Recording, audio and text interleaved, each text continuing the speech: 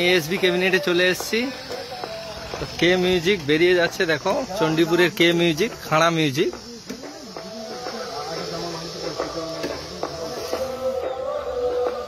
এখানে মিড রয়েছে দুটো, লায়ন ব্যাচ রয়েছে।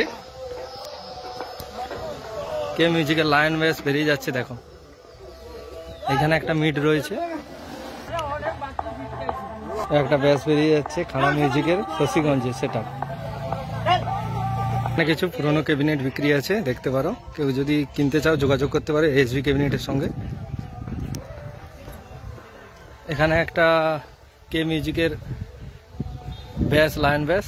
এদিকে একটা লায়ন ব্যাস, এদিকে একটা মিড রয়েছে, এদিকে একটা মিড রয়েছে।